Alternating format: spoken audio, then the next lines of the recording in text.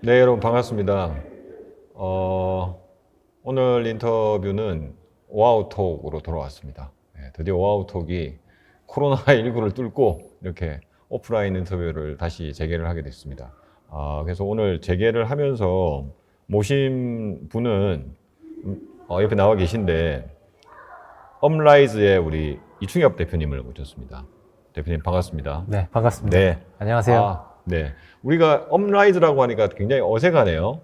항상 헤이비트의 이충엽 대표님이라고 제가 기억을 하고 있다가 네. 최근에 이제 회사 이름을 바꾸셨는데 업라이즈라는 회사로 지금 바꾸셨고 맞습니다. 어떤 바꾸신 이유가 있나요? 이제 사실 저희가 헤이비트라는 서비스를 하기 위해서 만든 회사였으니까 예, 예. 회사 이름도 헤이비트였는데 예. 지금 기준으로 보면 헤이비트만 하지 않는 다른 것까지 하는 회사가 되면서 예. 좀 더 회사의 이미지나 뭐 회사의 지향점이 확장됐다라고 스스로 여겼고요. 네. 그래서 그런 점을 다 감안할 수 있는 이름을 고민을 하다가 이름을 바꿨습니다. 그래서 이제 언제 바꾸셨어요? 회사는 이름은? 작년 말에 바꿨죠. 작년 말에 바꿨는데 그러면 꽤 많이 됐는데 제가 그냥 최근에 한 거군요. 아니, 뭐 저희가 그 바뀐 회사 이름을 그렇게 강조를 할 일이 그렇죠. 없더라고요. 네. 그래서 이제 주로 이제 헤이비트로 다 알고 있으니까. 네네네. 근데 이제 서비스명은 헤이비트 서비스하는 업라이즈가 된 거죠. 네, 맞습니다. 그래서 혹시 이 지금 영상을 보고 계신 분 중에 잘 모르셨던 분들은 업라이즈도 꼭 기억해 주시고요. 감사합니다. 그다음에 헤이비트가 최근에 1조 원이라고 하는 단어가 등장을 했어요. 네. 그게 어떤 의미인가요? 일단 헤이비트가 어떤 서비스인지에 대해서 일단 먼저 한번 혹시 모르시는 분이 계실 수 있으니까 소개 좀 네. 부탁드리겠습니다. 헤이비트는 그 디지털 자산을 대상으로 한 로보 어드바이저 서비스고요. 보통 거래소에서 고객님들이 이제 계좌를 갖고 계시고 그 안에 디지털 자산들을 보유하고 계세요. 근데 이제 이걸 어떻게 사고 팔지, 어떻게 투자할지를 잘 모르고 어려워하시는데 네. 저희 서비스에 이제 거래소 계좌를 연동을 하게 되면 저희가 가지고 있는 투자 전략으로 트레이딩을 해서 수익을 발생시켜 드리는, 그러니까 일반적으로 우리가 흔히 로보 어드바이저라고 부르는 그런 서비스이고요. 네. 근데 이제 로보 어드바이저다라고 하면 좀 사람들이 너무 어려워해서 네. 저희는 그냥 쉽게 자동 투자 서비스라고 말씀을 많이 드립니다. 나 대신에 자동으로 투자해주는 서비스다. 네. 이렇게 이해하실 수 있을 것 같고요. 네. 1조 원이라는 숫자는 저희가 그 고객들의 돈을, 자산을 운용을 해서 사고 팔았던 이제 금액의 총합이죠. 네. 그래서 2018년 8월부터 약 2년 동안 저희가 운용을 하면서 누적으로 1조 원 정도의 거래가 발생을 했습니다. 그러면은 헤이비트가 디지털 자산이라고 표현을 하셨는데 실제로는 이제 우리가 많이 알고 있는 뭐 비트코인이라든지 뭐 이런 걸 말하는 거죠. 네, 그 네. 비트코인, 뭐 이더리움 이런 것들을 얘기를 하는데 네. 사실 이거를 부르는 용어들이 좀 많아요. 네네네. 뭐 코인이라고 부르시기도 하고, 네네. 뭐 암호화폐, 뭐 가상자산, 가상화폐 뭐 이런 표현들이 있는데 네.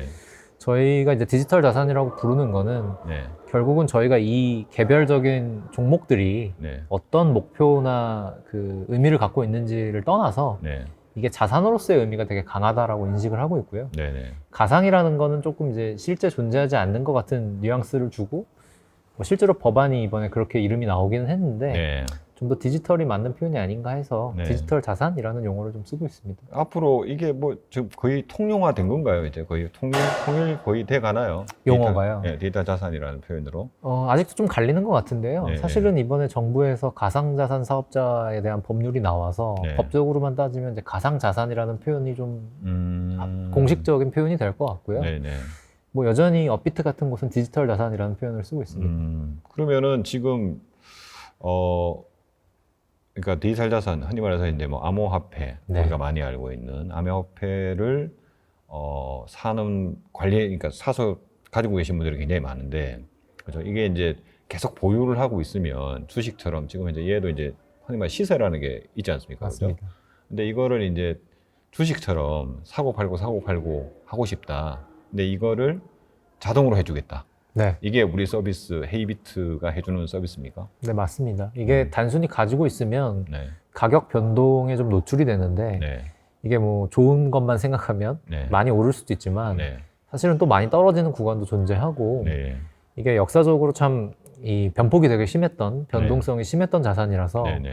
일반적인 분들은 이걸 갖고 있으면 좀 못 견디시는 경우가 많아요. 네. 되게 힘든 어떤 구간을 견뎌야 되기 때문에 그래서 저희는 그런 위험을 좀 많이 줄여주고 보유 기간들을 되게 짧게 가져가면서 좀 꾸준히 수익을 낼 수 있는 쪽으로 운영을 해드리고 있죠. 네. 그러니까 뭐 예를 들어 주식을 예를 들면 주식은 하루에 뭐 변동폭이라는 게 있잖아요. 최대 얼마나 오를 수 있고 최대 어디까지 떨어질 수 있는지. 네, 상한 하한이 있죠. 네. 근데 디지털 자산이라고 하는 건 그런 건 없죠. 네, 그런 제한이 없고요. 네. 이 종목 자체 특성도 좀 그런 부분이 있어요. 네, 네. 결국은 어떤 기업이나 이런 것들은 펀더멘털이라는 게 있으니까 네. 뭐 아무리 그 기업이 싸지더라도 이 회사가 가지고 있는 자산이나 뭐 수익성을 고려했을 때는 그래도 이 정도는 너무 싸지 뭐 이런 사람들의 공감대가 있는데 네. 이 디지털 자산들은 그런 부분이 없으니까 네. 그냥 심리에 되게 많은 주도를 그 받고 그러다 보니 뭐 변동성이 되게 심한 특성이 있죠. 뭐 널뛴다 뭐 표현을 해야 될까요? 그렇죠. 근데 이러니까 올라갈 때는 되게 기분이 좋은데 그렇죠. 떨어질 때는 굉장히 불안하고 맞습니다. 그죠? 그러니까 이게 계속 내가 가지고 있어야 되는 거냐? 그러니까 흔히 말해서 떨어질 때 사서 비쌀 때 팔면 가장 좋겠지만 그렇죠. 그거를 사람이 일일이 신경 쓰면서 한다는 건 굉장히 어려운 일이고 맞습니다. 그것 때문에 이제 굉장히 사람들이 좀 뭐라고 해야 될까요? 하여튼 여러 가지 사회적 문제가 생길 수도 있고 근데 이런데 실제로 생기기도 했고 하여튼 그런 것들을 자동으로 매매하게 만들어 주겠다. 이게 네. 이제 우리 서비스죠. 그렇죠. 예, 그래서 아까 이제 말씀하신 것처럼 1조라는 단어가 왜 등장을 했냐면 서비스 한 이후에 이렇게 우리 플랫폼을 통해서 우리 서비스를 네. 통해서 거래된 사고 팔고 한 금액이 1조 원에 거의 다다랐다. 네, 맞습니다. 이런 의미로 생각하면 되겠죠. 네, 1조 원을 이제 지난달에 넘겼고요. 넘겼습니까? 아. 사실 뭐 일반적인 뭐 전자상거래 예. 뭐 아니면 다른 컨텐츠 뭐 플랫폼에서의 1조랑은 분명히 의미가 다를 수밖에 없어요. 네네네. 그쪽은 뭐 이제 소위 말하는 마진이 붙어 있는 금액이니까 네. 저희가 그런 정도의 의미가 있는 건 아니지만 네. 어쨌든 뭐 절대적으로 거대한 데이터고 네. 이 데이터들이 저희가 볼 때는 시장에서 이렇게 B2C 영역에서 네. 기록을 하고 있는 곳이 없거든요. 네. 보통 이런 운용 서비스를 하는 곳들은 그냥 소수 개인들의 네. 혹은 뭐 일부 헤지펀드 같은 네. VIP들의 자금을 운용하는 쪽으로만 쓰이는데 네. 이렇게 일반 대중들의 자산 운용 서비스로서 규모가 이렇게 커지는 케이스가 네. 디지털 자산 시장에서는 없었기 때문에 네. 저희가 좀 존재감이 생기고 있다라는 의미 정도로 이해할 수 있을 것 같아요. 그러면 한 가지만 더 여쭤보면은 이게 상당히 이제 뭐 암호화폐나 뭐 디지털 자산에 대해서 이미 뭐 투자를 해봤거나 이런 분들은 뭐 어떻게 해야 되는지를 금방 아실 것 같은데 아직도 모르시는 분들 같은 경우에는 이게 어떻게 되는지 잘 뭔가 모르는 것 같아요. 모르실 네. 것 같아요. 그러면 실제로 이제 우리가 암호화폐를 직접 뭐 디지털 자산을 직접 발행하거나 뭐 사고 파는 그런 쪽으로 그러니까 그런 쪽은 아닐 거고 그러니까 실제로 우리 서비스를 이용하기 위해서는 그 전에 어떤 단계를 거쳐서야만 우리 서비스에 도달할 수가 있는 겁니까? 네.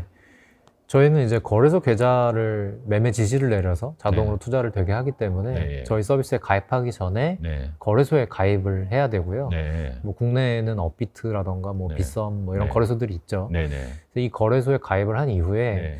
그 거래소 안에 들어가 보면 이제 API 키라는 걸 발행할 수가 있어요. 네. 이게 한마디로 말하면 내 계좌에 외부에서 어떤 명령을 주고받을 수 있는 일종의 뭐 리모컨 같은 거라고 생각하시면 돼요.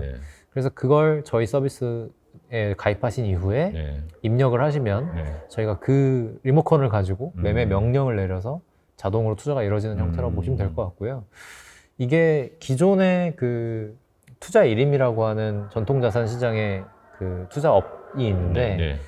이 경우에는 증권 계좌를 만들게 되거든요. 네. 그래서 그 증권 계좌에 매매 지시를 내려서 자동으로 투자가 또 이루어지게 하는데 네. 뭐 비슷한 형태가 디지털 자산 시장에서 그 이루어진 것이다라고 볼 수 있겠죠. 그러면 이제 디지털 자산이라고 하는 거를 거래하기 위해서는 일단 뭐 업비트라든지 그만 거래소라고 하는 그 거래할 수 있는 곳이 있는 거고, 네. 그죠? 그러니까 주식 거래소처럼 그렇죠. 거기에 있는 거고, 우리는 거기랑 제휴가 돼 있는 거겠네요. 제휴를 맺은 업체도 있고 안 맺은 업체도 있는데 안 맺은 경우는 이제 보통 오픈 API로 해서 이제 룰이 정해져 있는 거고요. 그래서 그 룰에 따라서 진행이 되는 거고. 네네. 근데 이제 저희도 거래소랑 특별히 이 계약을 하거나 제휴를 하게 되면 좀 더 얻을 수 있는 부가 요인들이 있습니다. 저희가 이제 과거 데이터를 좀 받아서 투자 전략을 더 그 개선시키기도 하고요. 네네. 그리고 거래 수수료 같은 부분도 좀 특별히 따로 이제 계약을 해서 낮추는 노력을 한다던가 뭐 이런 것들이 가능해서 저희도 그냥 불특정한 거래소를 아무 곳이나 하기보다는 좀 상호 협력할 수 있는 곳들을 찾고 있고, 뭐 실제로 그런 케이스를 저희가 올해 초에 이제 바이낸스라고 하는 이제 세계 최대 거래소인데 거기에 이제 국내 최초 파트너예요. 그 브로커 파트너. 뭐 브로커라고 하니까 표현이 조금 이상할 수도 있지만 중개라는 의미고요. 네네네. 그래서 그런 제휴를 저희가 계속 맺어가는 이유는 실제로 그런 제휴가 이루어져야 더 거래가 신뢰도가 높게 그리고 더 좋은 성과를 낼 수 있기 때문에 그런 관계를 더 맺으려고 노력은 하고 있죠. 그러니까 이제 거래소라고 하는 것이 뭐 기본적으로 그죠? 그냥 우리 주식 거래하는 것처럼 주식 거래할 수 있는, 그러니까 디지털 자산을 거래할 수 있는 곳이든, 그러니까 사고 팔고 할 수 있는 곳인데, 뭐 거기에만 해서 내가 스스로 그냥 알아서 사고 팔고 해도 되지만 우리 서비스를 이용을 하면은 좀 더 안정적으로 거래를 할 수 네, 있다. 맞습니다. 네, 이렇게 저희가 보면 되겠죠. 그렇죠. 네. 그래서 이제 뭐 사실은 아까 뭐 널뛰기 장이라고 했는데 널뛰기 장 속에서도 그러니까 뭐 엄청나게 작년에 비트코인이나 이런 게 떨어진 적이 있잖아요. 네. 그때 이제 뭐 제가 이제 계속 이제 보도 자료도 보고 뭐 그랬지만 우리는 계속해서 그나마 조금씩 수익을 내고 있었다. 이게 네. 이제 우리의 최대 장점이다. 이렇게 표현하셨는데 실제로 어떻습니까, 상황이? 저희가 이제 연 기준으로 한 8% 정도 수익을 내고 있는데 네. 이게 뭐 보는 그 기대치에 따라서 되게 다를 수 있지만 네. 사실은 이제 이런 디지털 자산에 투자하시는 분들 시선에서는 조금 부족한 부분일 수도 있어요. 많이 부족할 것 같은데. 뭐 수십 느낌이. 퍼센트 수익을 내길 원하시기 때문에. 네. 근데 이제 저희가 강조하는 거는 수익 자체도 물론 되게 중요하지만 그 과정이 어떠냐거든요. 그러니까 엄청난 고생과 위험을 감수하고서 내는 수익이냐 아니면 거의 순탄하게 낼 수 있는 수익이냐가 사실 되게 큰 차이가 있고 네. 보통 이런 거를 뭐 샤프 지수 이런 표현을 많이 써서 네. 표현을 하는데 저희 같은 경우는 이제 가장 재수 없는 구간 동안 역대로 많이 잃었던 게 8% 정도이기 때문에 네.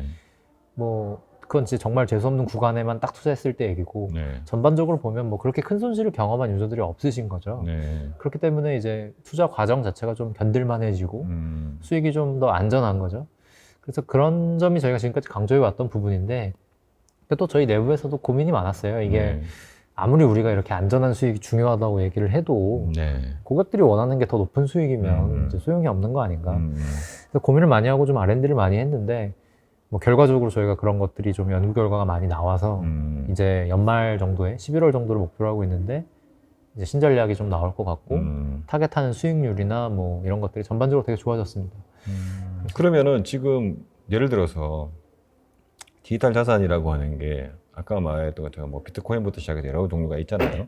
그러면 우리 쪽에다가 예를 들어서 자동 매매를 신청을 한다는 거는 어떤 때는 뭐 비트코인이 좀 떨어질 것 같으면 그걸 팔고 뭐 오를 것 같은 걸 사고 이런 걸 우리가 내부에서 어떤 알고리즘 로직을 가지고 자동으로 매매를 한다 이렇게 네. 저희가 일을 하면 되는 건가요? 그렇다고 볼 수 있죠. 네, 맞습니다. 그걸 통해서 지금 뭐 어떤 때는 엄청 많이 떨어지는 어떤 화폐가 디지털 자산이 있을 거고 네. 또 많이 치고 올라간 놈이 있을 텐데 평균적으로 보면은 여하튼 우리는 연 8% 수익 정도는 지금 꾸준하게 유지를 해왔다. 네.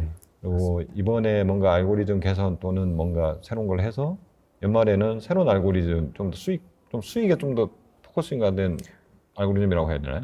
결과적으로 보면 그런데 네. 사실은 내적으로는 완성도가 뭐 완전히 말도 안 될 정도로 좋아졌다고 저희는 네. 생각하고 있어요.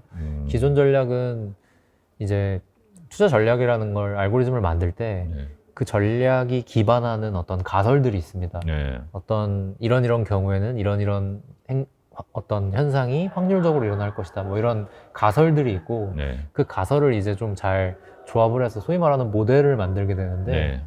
이 모델이 예전 전략 같은 경우는 개수가 그렇게 많지가 않았어요. 네. 몇 개 안 되는 모델이 조합된 그런 투자 전략이었다면 저희가 11월에 낼 전략 같은 경우에는 거의 500개 가까운 모델이 혼합되어 있기 때문에 안정성 측면에서 네. 특정 모델이 좀 시장 상황이랑 잘 안 맞거나 네. 뭐 유효성이 좀 떨어지더라도 다른 것들이 보완하고 좀 이렇게 받쳐주는, 그러니까 겉으로 보이는 수익률은 뭐 되게 중요한 거지만 네. 사실 그 내면에서 이게 얼마나 위태위태한 건지가 되게 중요하잖아요. 네.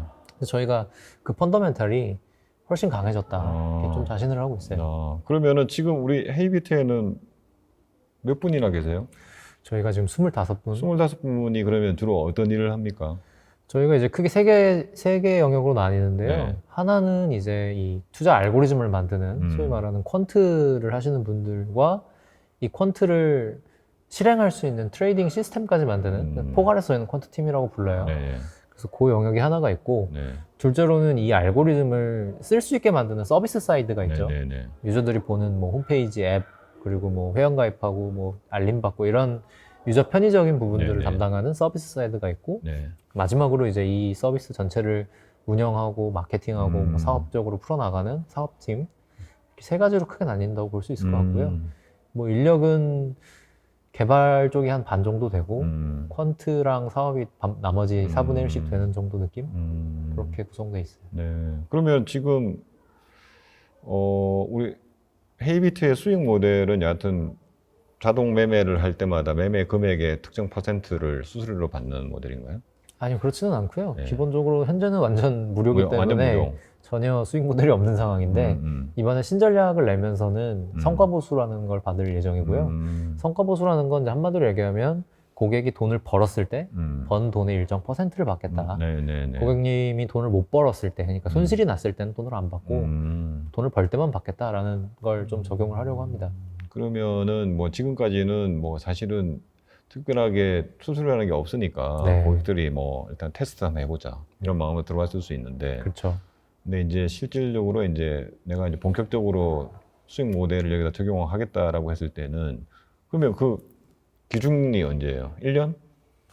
저희는 6개월 정도로 보고 있습니다. 그럼 6개월 운영을 해서 이 6개월 처음부터 끝까지 해서 수익이 났으면 수익의 일정 퍼센트를 내가 그렇죠. 수수료를 취한다 이런 네네. 전략을 하는 거군요. 네네, 맞습니다. 조만간에 그러면 이제 그걸 공식화해야 되겠네요. 네.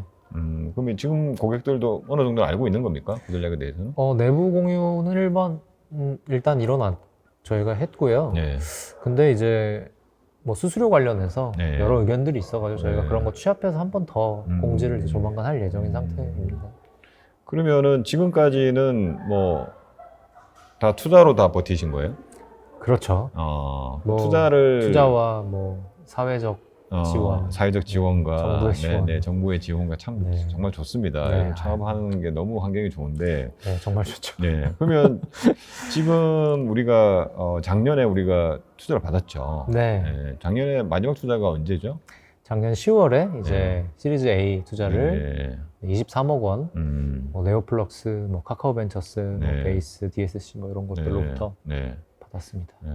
그러면은 뭐 23억에 23명, 25명 이러면은 그렇게 뭐 많지는 않은 돈일 것 같은데, 네. 그죠? 그러면은 지금 우리는 어떻습니까? 그러면 지금 아까 말씀하셨던 그 유료화라고 하는 게 만약 유료화가 된다, 지금 추세가 있을 거다. 어느 정도 퍼센트 이 정도를 한다면은 예를 들어서 첫 해에 어느 정도의 매출을 기대합니까? 저희가 이제 6개월 후에 성과 보수를 받는 시기니까 네. 사실 연말에 런칭하면 뭐 네. 올해는 매출이 크게 의미는 없을 네네, 것 요새는 같고요. 없고. 그 내년 이제 상반기가 중요할 것 같은데 네네. 저희가 지금 이제 런칭할 신전략과 그 들어오기로 좀 예약되어 있는 유저 규모 뭐 이 정도를 생각을 하면 네. 상반기에는 이제 월 1, 2억 선까지는 가지 않을까 이 정도 기대를 하고 있고요. 네네. 근데 뭐 결국은 성과 보수라는 그 시스템 자체가 결국은 수익률이 어떻게 나오느냐에 좀 그렇죠. 많이 디펜던트한 거라서 네네. 뭐 어느 정도는 좀 변폭이 있는 모델이라고 볼 수 있고요. 그러니까 이제 뭐 첫 해에는 월 1, 2억 정도는 네. 우리가 일단은 기대를 하고 있는 수익이고, 네. 그게 나올지 안 나올지는 이제 가봐야 되는 건데, 그렇죠. 그러면은 그 전까지 내년 상반기 때까지는 투자 없이 계속 하는 건가요? 일단 저희가 곧 시리즈 B를 라운딩으로 시작을 할 예정이고요. 네. 근데 이제 그게 없어도 사실 운영은 할 수는 있어요. 네. 저희가 기본적으로 그 아까 받았던 금액을 사실 정말 안 썼고요. 네. 이거는 뭐 별로 중요한 얘기는 아니지만 저희가 네. 시리즈 A를 받을 때 네. 시드 때 7억을 받았었는데 네. 시리즈 A를 받을 때 거의 7억이 그대로 있었거든요. 저희가 안 써서 그렇게 된 건 아니고 네. 뭐 좀 알뜰히 썼죠. 투자자들이 되게 싫어할 것 같은데. 아니 뭐 돈을 안 쓴 건 아닙니다. 돈을 안 쓴 건 아니고 네.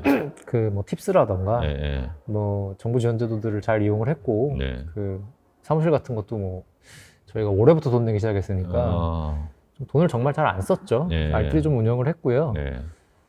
그런 점 때문에 뭐 지금 자금이 그렇게 막 부족한 상황은 아니고 네.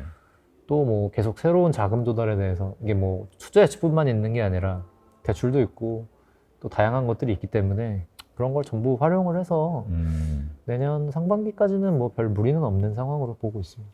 근데 지금 그 어떻게 보면 디지털 자산이라고 하는 걸 우리가 뭔가 직접 뭔가를 하지는 않지만 그거 연관된 서비스를 하니까 디지털 자산이라고 하는 뭐 옛날로 치면 암호화폐, 네. 통칭되든 법적으로 아직도 이렇게 스테이터스가 딱 깔끔하게 정리가 안 되는 느낌이라 네. 이게 사업 확장에 굉장히 아직도 이렇게 좀 불확실성이 커서 투자자들 되게 망설일 것 같은데 하여튼 투자는 잘 받으셨단 말이에요. 근데 지금 어떻게 될 것 같아요? 이 디지털 자산, 아까 뭐 가상 자산이라는 표현도 썼는데 네. 법적으로 그렇게 된다고 했는데 법적인 환경이 앞으로 어떻게 바뀝니까? 사실 이게 제가 좀 사업을 할 때 예. 미래를 예측할 때 자주 하는 생각인데 네. 단기적인 예측이 더 어렵고 장기적인 예측이 더 쉽다고 생각을 해요. 네. 그러니까 메가 트렌드는 결국 갈 곳으로 가는 건데 단기적으로 어떻게 튈지는 모른다. 네. 이런 생각을 하는데요.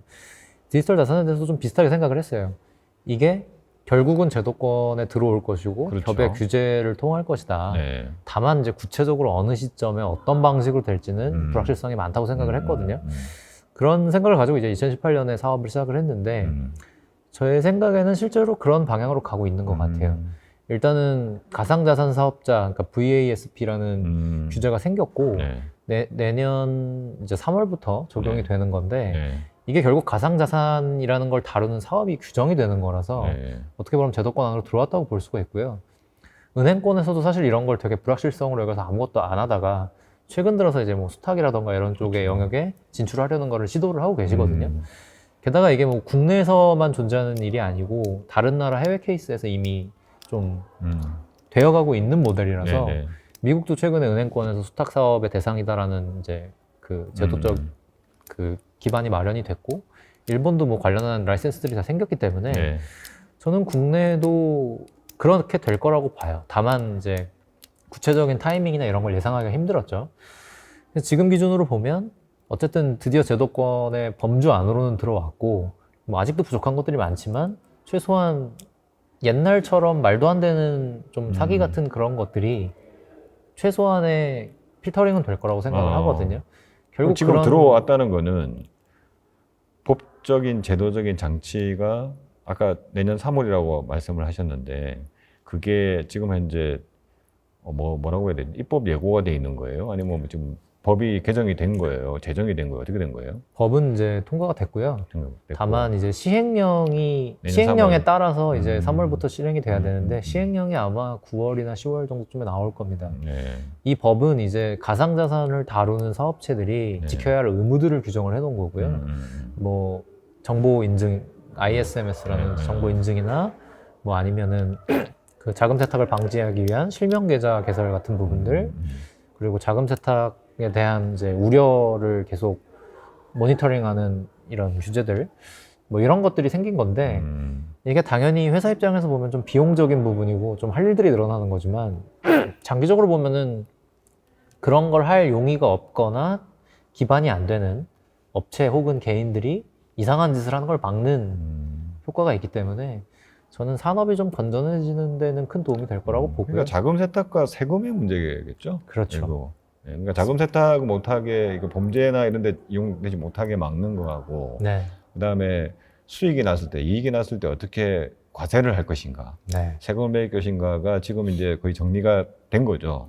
100% 된 것 같지는 않은데 뭐 거의 되어가고 있는 것 된 같고요. 거고 어쨌든 정리를 해야 된다라는 그 골 자체는 세팅이 된 거기 때문에 그 방법의 문제인 거지. 네.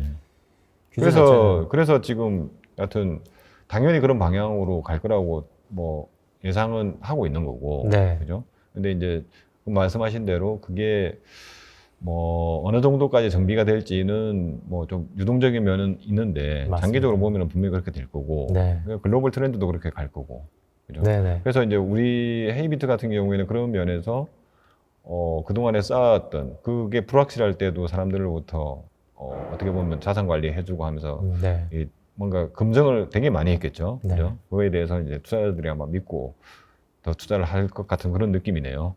그래 주시면 너무 좋죠. 네. 뭐 일단 뭐 시리즈 A에 들어왔던 투자자들이 다 쟁쟁한 분들이라 그분들이 뭐 웬만한 그게 없으면 다 후속 투자 다 할 것 같은 분위기인데. 아, 뭐 그죠? 부탁드립니다. 네. 부탁드린답니다. 부탁 투자 해주시고요. 네. 신규 투자자가 누가 들어올지도 저도 개인적으로 궁금하긴 하네요. 네. 그래서 지금은 여하튼 뭐 돈 버는 건 없고, 네. 그죠? 이 서비스를 통해서 매출이 일어난 거는 현재는 없는 상태인데, 그렇죠. 내년, 그러니까 올해부터 이야기를 해서 내년 상반기에는 이제 아까 말했던 것처럼 자동 투자를 해서 특정 구간, 지금 6개월 아까 말씀하셨는데 6개월에 수익이 나면은 그 수익에 대해서 퍼센트를 받는, 네. 수수료를 받는 구조로 일단 큰 방향은 그려졌고, 맞습니다. 예. 그리고 업라이즈가 헤이비트 말고 또 다른 서비스도 하나 하죠.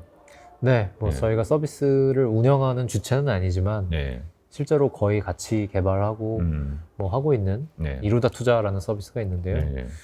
저희가 작년 말에 네. 시리즈 A를 받은 직후였죠. 네.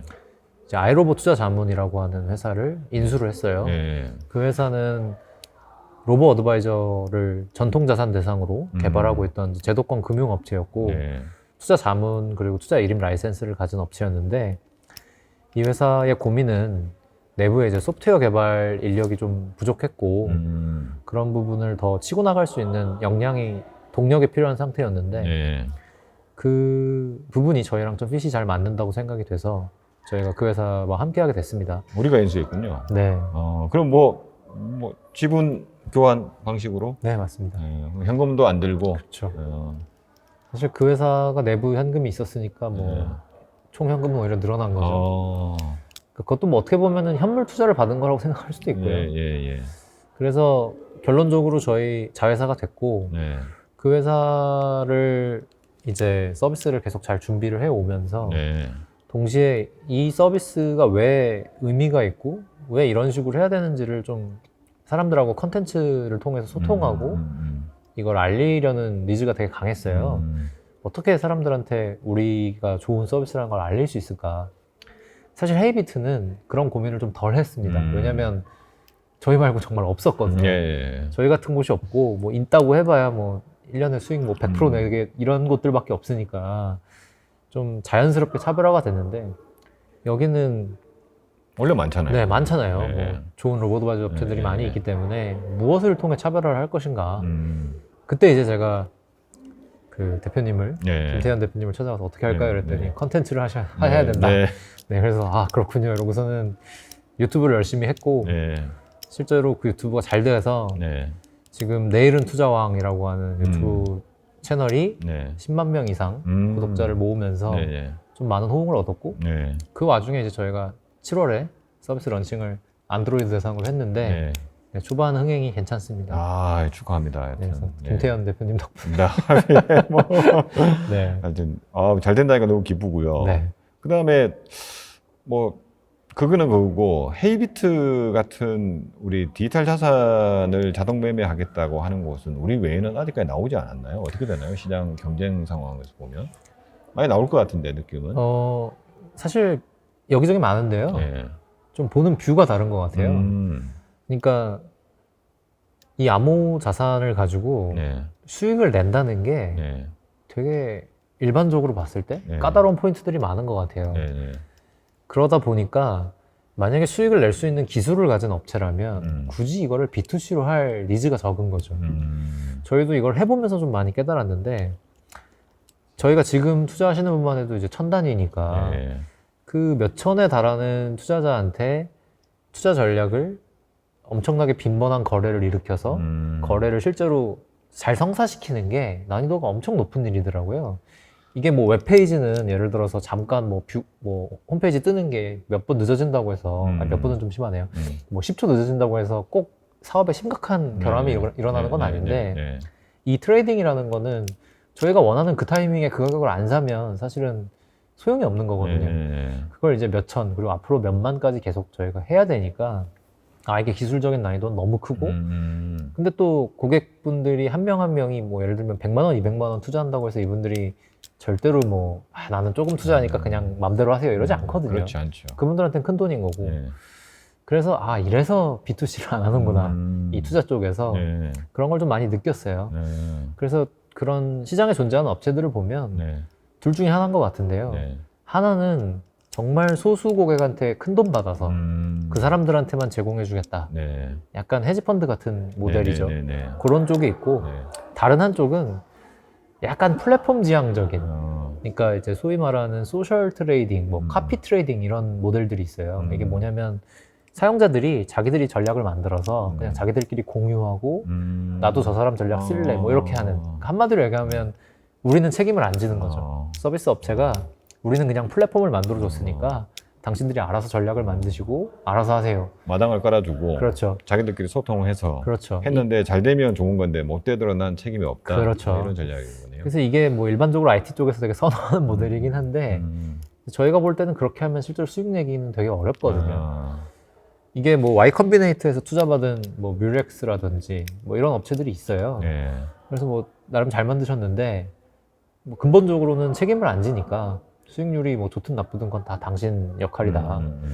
저희랑 좀 핀트가 다른 거죠. 그래서 이렇게 좀 양극화가 돼 있는 것 같고 저희가 택한 길이 조금 좋게 얘기하면 유니크하고 나쁘게 얘기하면 좀 험한 길이죠.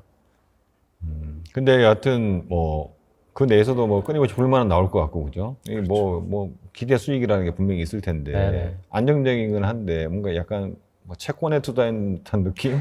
뭐 이런 불만도 있고 네. 그죠? 하여튼 뭐 그런 게 있어서 여러 가지를 고려해서 지금 하여튼 알고리즘을 새로 만드셨다고 아까 했고 맞습니다. 지금보다는 훨씬 뭐가 됐든 간에 수익이 나올지 더 많이 나올지는 모르겠는데 하여튼 펀더멘탈 자체가 굉장히 튼튼해졌다. 네, 이렇게 네. 내부 평가를 하고 계신다는 맞습니다. 거죠. 예. 하여튼 뭐 기대가 되고요. 이게 뭐 그게 그러면은 뭐 지금부터 적용합니다. 뭐 이렇게 뭐 하고 하는 건가요? 아니면 그냥 내부도 슬쩍 이렇게 적용하는 건가요? 뭐 돈을 받아야 되니까 아. 공지를 해야죠. 아. 공지를 안 하고 돈을 받을 수는 없으니. 네. 그러니까 그러니까 돈을 받을 때 내부 알고리즘도 막 확 바뀌는 거예요? 그렇죠. 네.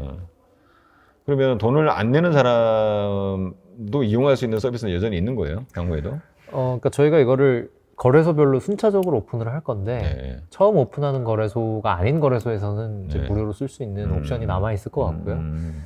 근데 결국은 이게 돈을 버는 기능이기 때문에 네. 돈이 안 벌리면 뭐 무료라고 해서 좋은 것도 아니고 돈을 많이 벌 수 있으면 내가 돈을 거기서 일부 낸다고 하더라도 당연히 그게 더 좋은 거기 때문에 좀 자연스럽게 흡수가 될 거라고 네. 생각을 합니다. 그러면 요즘 재밌는 걸로 가장 많이 돈을 굴리는 사람은 얼마 굴리고 있습니까? 고객 중에서요? 예, 고객 중에. 제일 많이 굴리시는 분이 한 10억 정도 하시죠. 10억을 네, 로봇을 믿고, 그렇죠. 내부자도 아니고. 네, 외부인이십니다. 아니, 그분은 그럼 특별 관리대상 아니에요? 뭐 감사하죠. 아니, 때 되면 선물 보내드리고 해야 될 것 같은데. 뭐 사실은 그런 분들이 네, 저희도 이제 고객 조사 차원에서 말씀을 많이 나눠보면 네, 원래 고객들이 투자를 하시다가 네. 기존 시장에 존재하던 서비스들이나 상품들이 너무 좀 아쉬운 부분이 많으셨던 것 같아요. 그런 부분에서 저희가 뭐 꼭 잘나서라기보다는 네, 네. 눈에 맞는 곳들이 없었던 것 같고요. 저희가 뭐 더 열심히 해서 더 채울 수밖에 없겠죠. 그분은 뭐, 근데 뭐, 디지털 자산에만 투자하지는 않으시겠네. 다양한 데다 투자를 하시는 또 하나의 포트폴리오로 여기를 하는데. 뭐 아무래도 좀 돈이 많으시면 네, 그런 마인드가 느낌, 생기시는 네, 것 같아요. 그런 느낌이실 것 같은데요. 네네. 네, 그러면은, 뭐라고 해야 되죠? 이게 실제로 자동 매매는 고객이 동의를 하면 네. 내가 알아서 진짜 하는 겁니까? 아니면 내가 추천을 해주면 고객이 또 뭔가 알림을 받고 뭐 자기가 또 눌러야 되는 겁니까? 뭐 실제로 작동하는 방식이 어떻습니까? 저희가 알아서 다 하는 거고요. 그러니까 투자 예림이랑 비슷하죠. 네네네. 아까 말씀하신 고객한테 동의를 받아서 처리를 하는 방식을 하게 되면 네. 매매 타이밍을 놓치기 때문에 네네네네. 일단은 수익 투자를 내기가 힘들어지고 네네. 이게 전통 로보 어드바이저 시장에서는 투자 자문들이 하는 방식이에요. 뭐 에임, 뭐 블릴, 레오 네네네. 뭐 이런 업체들이 쓰는 방식인데 네네. 이게 라이센스 자체가 투자 자문은 매매를 임의로 할 수 없게 돼 있기 때문에 네네네. 반드시 고객 동의가 필요해서 네네. 그런 형태로 만드신 건데 네. 그게 뭐 나쁜 방식은 아니지만 어쨌든 자동으로 그때그때 재빨리 매매를 해야 되는 서비스라면 좀 안 맞는 방식이죠. 근데 그거는 예를 들어서 실물 자산에 대해서 하는 거는 흔히 말해서 주식이라든지 이런 거는 하여튼 규제가 있기 때문에 반드시 동의를 받아야 된다. 예를 들어서 그냥 내가 동의를 하면은 내 동의 없이도 그냥 자동 매매가 되게끔도 할 수 있는 거예요, 거기도? 그쪽도 투자 일임 라이센스가 있으면 혹은 자산운용 라이센스가 음. 있으면 고객 네네. 동의를 일일이 받을 필요가 없죠. 오케이. 근데 이제 투자 자문 라이센스인 자문 경우는 라이센스인 경우에는 네, 동의를 꼭 받아야 돼요. 네네. 그러면은 지금 예를 들어서 우리 이 디지털 자산 쪽도 법이 정비가 되면 실물 자산처럼 그런 식으로 두 가지로 나눠질 수도 있겠네요. 가능하죠. 그러니까 결국 그 아까 말씀드린 투자 자문, 투자 일임, 뭐 자산 운용 이런 라이센스는 자본시장법에서 규정하는 네네. 것이고 네. 예전에 이제 금융위에서 디지털 자산은 자본시장법의 대상이 아니다. 그러니까 이건 금융이 아니다라고 말을 해버렸기 때문에 네. 되는 어떤 그런 규제가 없는 것인데 네. 이게 제도권으로 들어오면 들어올수록 아니 네. 사실상 이건 투자인데 네. 저걸 저렇게 그냥 아무도 누군지 알 수도 없는 그런 업체들이 마음대로 해도 되겠냐. 네. 당연히 라이센스를 바꿔야 되는 거 아니냐. 그럼 자본시장법으로 규제를 안 받는다는 거는 그냥 건물을 산다고 생각하면 되는 건가요? 뭐 어떻게 되는 거예요? 뭐 그런 그냥 논의 규격 외의 대상인 거죠. 뭐 한마디로 얘기하면 건물도 사실은 그걸 누군가한테 돈을 받거나 뭐 일임 형태로 하게 되면 그것도 또 자본시장법의 대상이거든요. 그러니까 그냥 정부 입장에서 보면은 이게 되게 정체를 알 수 없는 이상한 물건인데 여기서 좀 파생되는 문제가 너무 많으니까 이거를 함부로 끌어안기가 좀 힘드셨던 그러니까 거고. 일단 법적인 테두리 내는 뭐 좀 들어오긴 했는데 네. 이거를 어떤 식으로 규정하고 앞으로 규제 어떻게 하고 할지에 대해서는 네. 아직까지는 정해지지 않은 게 굉장히 많고 맞습니다. 약간 애매한 형태로 현재도 남아 있다 이렇게 그렇죠. 이해를 해야 되겠네요. 어쨌든 이제 사업 포트폴리오 측면에서 보면은 결국 그런 라이센스가 필요해지면 라이센스를 취득한 업체만 그런 일을 할 수 있다는 뜻이 되고 네. 뭐 저희는 아까 그 인수권을 통해서 이미 그 라이센스를 또 얻었기 때문에 어떻게 보면은 이제 그런 일이 필요해졌을 때 네네. 가장 레디된 상태의 업체라고 할 수 있겠죠. 준비된. 네. 그 만약에 내년 3월 이후에는 그러면 우리 헤이비트는 뭐 그런 법적인 걸 고려를 했을 때는 어떻게 변해 있는 겁니까? 일단은 가상자산 사업자라는 게 네. 가상자산을 다루는 업체를 의미하고요. 네. 저희는 좀 해석의 여지가 있는 게 네. 저희가 가상자산을 직접 고객한테 받지는 않아요. 네네네. 저희가 직접 가상자산을 뭐 주고받거나 이런 건 전혀 없고 네. 엄밀히 얘기하면 저희는 이제 소프트웨어적인 명령만 내리는 네. 거니까 네. 직접 다루는 업체는 아니지 않느냐 네. 생각할 수는 있고요. 네. 근데 그렇다 해도 어쨌든 거래에 관여를 하는 거니까 네. 거기서 요구하는 모든 규정을 저희가 다 따르게 될 것 같지는 않고요. 네. 근데 뭐 이제 정보 인증이라던가 네, 뭐 네. 이런 보안적인 것들 네. 이런 거는 저희도 뭐 어차피 준비해야 되는 부분들이고 그래서 100%는 아니고 일부는 저희도 해당할 것 같다. 저희는 그렇게 생각을 하고 있어요. 그러면 좀 뭐 그런 인증 체계라든지 갖추는데 좀 비용을 들여야 되겠네요. 그렇죠. 그러면 인력과 돈이 들죠. 그게 뭐 올 하반기 내년 상반기 1분기 안에는 뭔가 준비가 레디가 돼야 된다는 이야기네요. 만약 하려면은. 네, 뭐 정확히 얘기하면 이제 기존 업체는 유예 기간이 조금 더 있기는 하고요. 근데 어쨌든 뭐 내부에서 저희도 대응하는 거를 계속 신경 쓰고 있기 때문에 그러면은 해야죠. 어차피 이제 법적으로 정해졌기 때문에 법적인 요건이 딱 생기는 순간 옛날에도 그랬는데 저희 뭐 스타트업 엑셀러레이터도 그런 네. 거죠, 그죠? 되게 애매하다가 네. 법적으로 딱 정해지니까 너도 나도 다 지금 등록을 해가지고 네. 사실은 지금 이제 물론 뭐 같은 엑셀러레이터 업계에 있는 사람들끼리는 그래도 이렇게 뭔가 좀 옥석을 가리고 하는 게 있는데 네. 외부에서 볼 때는 또 그렇지 않잖아요. 이게 그렇죠. 라이센스로 정해졌기 때문에 라이센스 받은 곳과 안 받은 곳의 차이고 그렇죠. 라이센스를 가지고 있는 곳은 이제 상당히 시간이 지나야 아마 그런 게 이제 그러니까 부각이 되고 이제 차이가 날 텐데 네. 어떤 전략을 가지고 있는 겁니까? 그러니까 이제 보통 이런 규제가 생겼을 때 네. 불확실성이 제거돼서 뭐 더 많은 진입이 있는 경우도 있고 반대로 이제 허들이 돼가지고 소수 업체만 남는 네네. 옥석 가리기가 되는 경우도 있는데 네. 저희가 생각했을 때는 후자 쪽의 성격이 더 강할 것 같아요. 네. 결국은 이 업을 하는데 필요한 요구되는 조건들이 많아지는 거고 비용이 많아지는 거라서 네. 뭐 그냥 개발자 한두 명이 혼자서 그냥 서비스 만들어서 런칭하고 이러긴 더 힘들어지는 부분이라 그런 면에서는 옥석 가리기가 될 것 같고요. 저희는 또 어쨌든 기존에 해왔던 트랙 레코드가 있기 때문에 이런 게 결국 그 B2C라고 하는 시장이 존재하고 앞으로 성장한다면 저희가 계속 유니크해질 수 있는 좀 저희한테는 호재라고 생각을 하고 있습니다. 네. 그래서 뭐 이제 우리 인터뷰 거의 마무리해야 될 시점 이제 왔는데 저희가 뭐 사실은 이 동영상을 그죠? 어떻게 보면 우리 업계에 투자자분들도 많이 이제 보실 거라고 저는 생각을 하고 네. 뭐라고 할까요? 우리 업계에 있는 분들은 이 스타트업 업계에 있는 분들은 딴 분에 계신 분보다는 오히려 이렇게 디지털 자산이라는 데 대해서 좀 더 많이 접해보지 않을까라는 생각이 드는데 그럼에도 불구하고 우리 헤이비트 서비스는 안 해봤을 수도 있잖아요. 네, 그죠? 그렇겠죠. 주로 누가 많이 합니까? 실제로 고객을 분석해 보면. 저희 이제 처음 서비스를 시작을 했을 때 같이 투자 전략을 만드셨던 분들 중에 좀 인플루언서들이 있었어요. 네. 그래서 이분들의 소위 말하면 팬덤, 이분들의 얘기를 잘 경청하던 분들이 네, 좀 잘 진입하셨고, 네, 그 이후는 이제 투자를 해봤다가 네, 좀 데이신 분들, 네. 아, 이거 직접 해보니까 너무 힘들고 네. 고통스럽더라. 디지털 자산에. 네, 네. 그런 분들이 이제 좀 안전하게 할 방법이 없다 찾다가 저희를 하시게 된 것 네, 같아요. 네. 그래서 그런 분들한테 네. 우리 서비스에 대해서 다시 한번 하고 마치도록 하겠습니다. 네. 네, 한번 어필해 주세요. 어떤 어, 분한테 어필해야 될까요? 뭐 그냥 이 디지털 자산 투자에 대해서 좀 말씀드리고 싶은데요. 사실 저는 무엇에 투자하는지는 그렇게 중요하지 않다고 생각을 해요. 그러니까 뭐 스타트업에 투자를 하든 상장 주식에 투자를 하든 뭐 채권에 투자를 하든 무엇에 투자를 하는지가 중요한 건 아니고 얼마나 합리적인 방법으로 합리적인 규모로 투자를 하는지가 중요하다고 생각을 해요. 누가 봐도 좋은 회사, 뭐 예를 들어서 삼성전자라고 해도 내 전 재산을 삼성전자에 넣었다가는 되게 큰 코 다칠 수 있는 거고요. 반대로 아무리 이 비트코인 같은 것들이 정체도 모르겠고 위험하다는 말을 들어도 뭐 예를 들면 제가 10만 원어치 비트코인을 사는 게 절대로 위험하진 않거든요. 그렇기 때문에 무엇에 투자하는지에 대해서는 되게 열린 마음을 갖고 합리적인 규모를 잘 잡아서 그 안에서 잘 봐가면서 투자를 한다면 디지털 자산도 우리가 갖고 있는 이미지랑은 다르게 되게 괜찮은 투자처다라고 저는 생각을 하고요.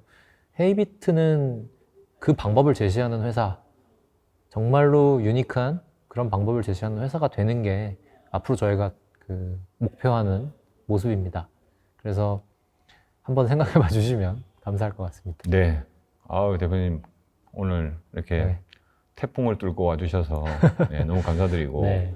저도 사실은 디지털 자산이라는 것에 대해서는 지금 한 번도 해본 적이 없는데 오늘 인터뷰를 통해서 대표님 이야기를 들으면서 나도 한번 해봐야 되겠다.